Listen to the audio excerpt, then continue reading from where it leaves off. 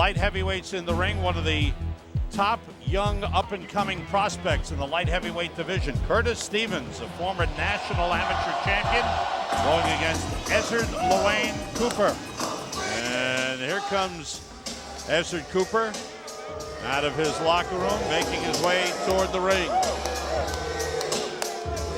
I don't think I'll fight the music, guys. No. I'll let it play. Well, that song is titled Bring It.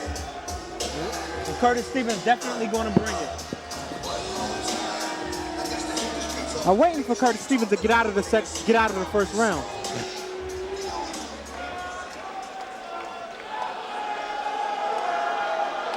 Ezzard Wayne Cooper from Evansville, Indiana.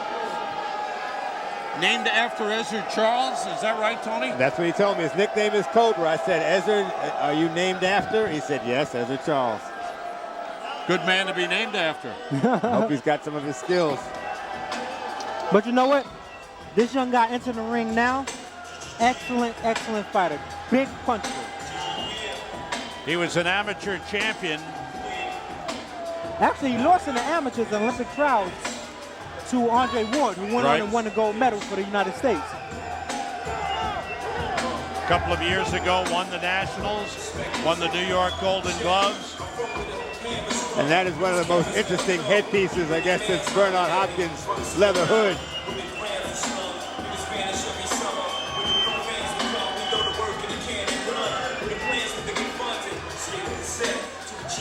It's a different look. Makes you, it's kind of like the Wanted look.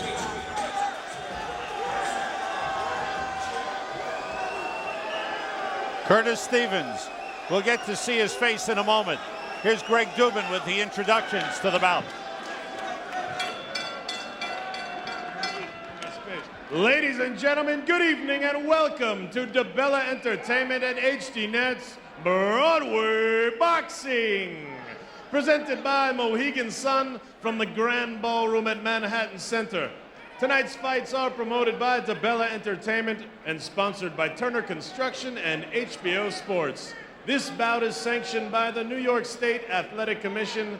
Chairman in attendance tonight, Ron Scott Stevens.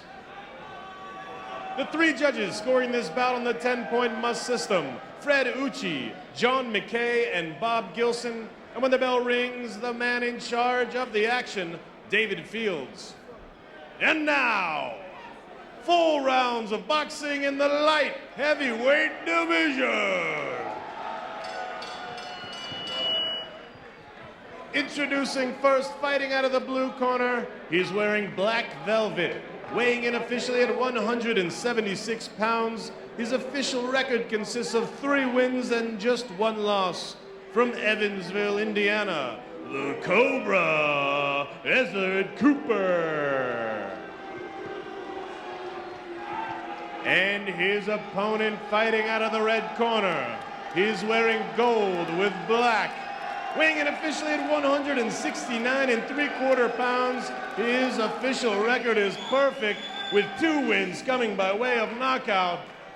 From Brownsville, New York, he's one half of the Chin Checkers, Curtis Showtime Stevens.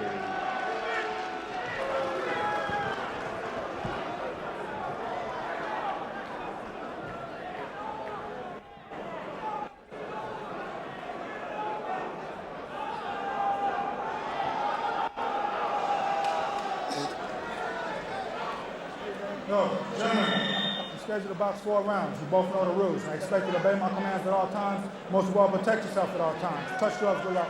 Touch gloves. Light heavyweights scheduled for 4 rounds. What about the height difference here? Now, Stevens is a good boxer, as we know, Brian, but he's only 5'7". But you know what, his style, he gets under guys real quick. He's quick on his feet, so he gets under guys real quick. He throws lightning, quick shots. So I advise the audience, don't blink. There we go. Cooper's got to stay on the outside. He's inside already, which is not too good. Should work the jab, stay outside, but he just wants to be a mano right now. Stevens, very fast hands.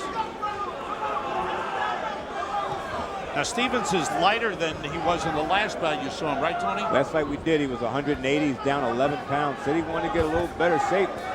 If that better shape constitutes in the faster hands and more power, look out.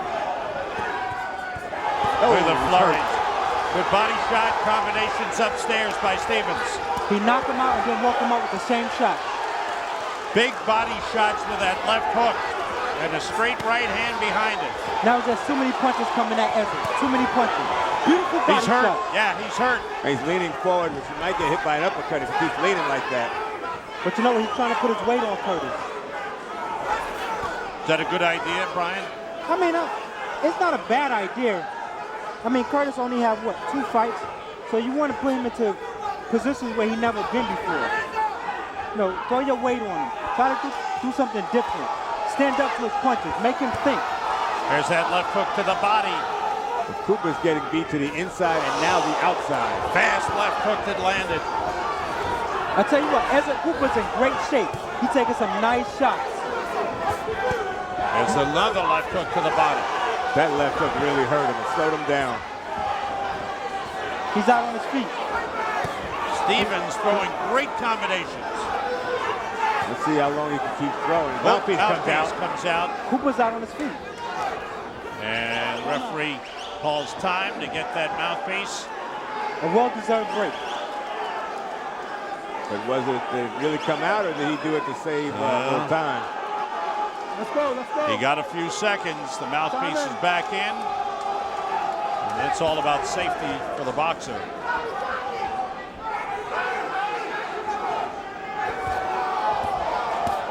Good shots by Stevens. Great leads with either hand by Stevens. Nice short, that's a low blow. But nice short shots. Back up, back up. But you know what, none for nothing. You know, Ezzard is taking these shots. But let's see what happens in the second round. Oh, this is going too? I think he's going to make it out this round. Cooper starting to throw some punches. And look at Cooper's back. He's pretty big. Oh, yeah. You wonder if Stevens can throw a lot of punches and not hurt your man. What does it do to your psyche? But so far, he's still throwing shots. See, that's what I was talking about. Put him in positions where he never been. He hit Ezzard with everything. Ezzard is still standing there.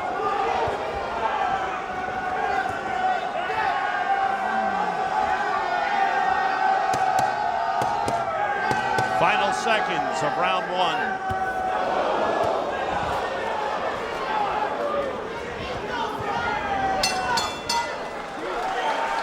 Good first round.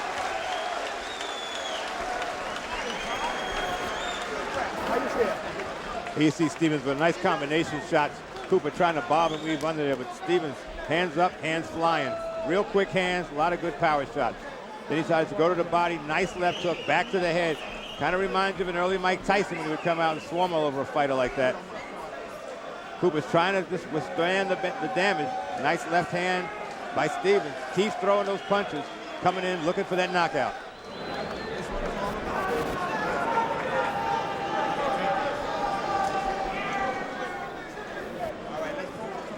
You got it, baby. I need it. I need it. Let's go. Let's go get it. Let's go get it. Let's go get it. All right. You doing perfect. Let's go, blue corner. Let's go right corner. Seconds out. Round 2 scheduled for 4 light heavyweights. In the gold trunks, Curtis Stevens. In the black trunks, Ezzard Wayne Cooper. And round 1 finished up with Cooper landing a couple of shots, especially a left hook to the head in the final 10 seconds. He finished up strong. He stood up to the pressure. I mean, it was a little rough on him, but he stood up to the pressure. And in between corners, his trainer, Howard Moses, had him fired up. So we got him now. We got him now. Cooper's also 11 years older than Stevens. Cooper landed a shot. Stevens with a combination, the flurry of punches. Stevens was very good when he went to the body. It seemed like he could slow down Cooper just a bit. So far, he's headhunting right now. And this is the one thing that Brian pointed out in the first round. Cooper leaning on Stevens. Stevens up against the ropes and staying there. And it's the rope-a-dope tactic. The key is to push him back. Don't let him get leverage on those shots. As Curtis Stevens get leverage on the shots, you can call it a night. Keep him moving backwards. Cooper's 6.5 pounds heavier than Stevens, so there's that weight, like a pound of sugar just laying against him. And Stevens trying to look for that opening to just shoot that left to the body again. It's good work by Cooper. He definitely came to fight tonight. Yeah. But this is a good test for Curtis. I'm surprised he's not using the ring. I'm surprised he just sat up against the ropes. And he getting a little swelling over his right eye. He should use his jab. This is where the amateur experience should come in. Use your jab and use the ring, as you mentioned, Sam. Wild left hook by Cooper. Just like that, use the ring. Digging those left hooks to the body again. But step back now. Yep. I still think an uppercut would do some damage.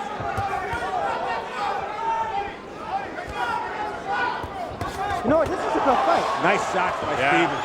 And the left hook sends Cooper down.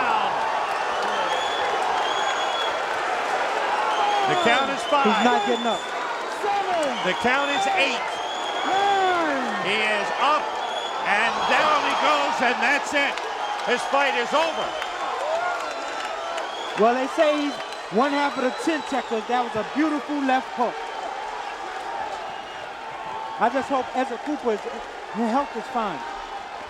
He's sitting up. He seems to be okay, but Curtis Stevens with tremendous power, and it was so compact, Brian. Everything, that whole body moved into that left hook. As I said, if he get leverage on his punches, he's dangerous. Ezzard Cooper had him moving backwards, but on the knockout, Curtis was moving forward. He got leverage on the shots.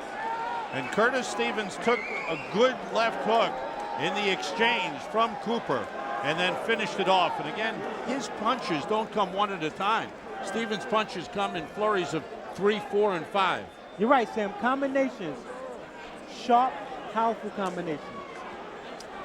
Doctor checking out Ezzard Cooper while Curtis Stevens acknowledges the cheers of the crowd, friends in attendance, and posing for some photos. He now goes to 3-0 with 2 knockouts. There's that left from Cooper. You're right, but Curtis Stevens just keeping his hands working. Short left hook. He caught Cooper in between shots. Hit him dead on the chin with the left hook. And Cooper tried to get up. He was actually up at 9 and couldn't stand on his feet. A lot of heart, a lot of heart. Here's another look at the knockdown. Curtis Stevens just keeping his hands moving. Look at his eyes. He's looking at Cooper. He's keeping his concentration. Beautiful left hook. What a left hook by Curtis Stevens. And the flurry started earlier. There's the finishing blow right on the chin. Just a perfect left hook thrown by Curtis Stevens. And the kid is only going to get better off of this performance, because Cooper didn't lay down. He took some shots and he fought back. I guess the one thing I worry about is the height. At 5'7", can he compete in the light heavyweight division at 5'7"? I wonder about that. I mean, I think their plans are to drop him down to the super middleweight. His height may be detriment, but if he keeps his composure and keeps throwing fast combinations, once he gets inside, he lets his hands go, he'll do fine. Let's get the official announcement from Greg Dubin in the ring.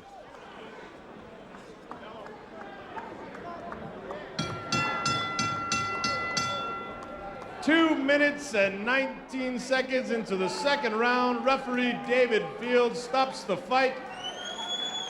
Your winner, by way of technical knockout, Curtis Showtime Stevens.